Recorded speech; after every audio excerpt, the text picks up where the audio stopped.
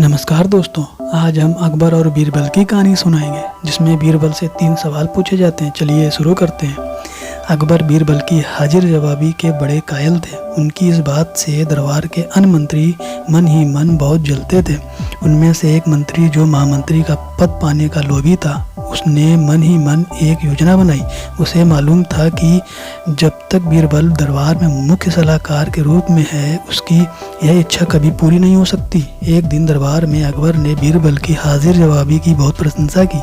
यह सब सुनकर उस मंत्री को बहुत गुस्सा आया। उसने महाराज से कहा कि यदि बीरबल मेरे 3 सवालों का उत्तर सही सही दे देता है तो मैं उसकी बुद्धिमत्ता को स्वीकार कर लूँगा, और यदि नहीं तो इससे यह सिद्ध होता है कि वह महाराज का चापलूस है। अकबर को मालूम था कि बीरबल उसके सवालों का जवाब जरूर दे देगा, इसलिए उन्होंने उस मंत्री की बात स्वीकार कर ली। उस मंत्री के 3 सवाल थे।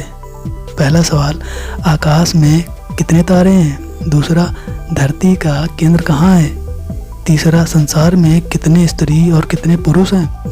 अकबर ने फौरन बीरबल से इन सवालों के जवाब देने के लिए कहा। मंत्री ने शर्त रखी कि यदि वह इनका उत्तर नहीं जानता है तो मुख्य सलाहकार का पद छोड़ने के लिए तैयार रहे। बीरबल ने कहा, तो सुनिए महाराज। पहला सवाल, बीरबल ने एक भेड़ मंगवाई और कहा, जितने बाल इस भेड़ के शरीर पर हैं, आकाश में उतने ही तारे हैं। मेरे दोस्त, गिन कर तसल्ली कर लो। बीरबल ने मंत्री की तरफ मुस्कुराते हुए कहा। दूसरा सवाल, बीरबल ने जमीन पर कुछ लकीरें खींची और कुछ हिसाब लगाया। फिर एक लोहे की छड़ मंगवाई गई और उसे एक जगह गाड़ दिया, और बीरबल ने महाराज से कहा, महाराज, बिल्कुल इसी जगह धरती का केंद्र है, चाहे तो आप स्वयं जांच लें। महाराज बोले, ठीक है, अब तीसरे सवाल के बारे में कहो। अब महाराज, तीसरे सवाल का जवाब बड़ा मुश्किल है, क्योंकि इस दुनिया में कुछ लोग ऐसे हैं जो ना तो स्त्री की श्रेणी में आते हैं और ना ही पुरुषों की श्रेणी में।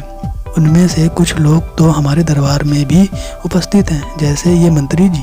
महाराज, यदि आप इनको मौत के घाट उतरवा दें तो मैं स्त्री पुरुष की सही संख्या बता सकता हूँ। अब मंत्री जी सवालों का जवाब छोड़कर थरथर कांपने लगे और महाराज से बोले, महाराज, बस मुझे मेरे सवालों का जवाब मिल गया।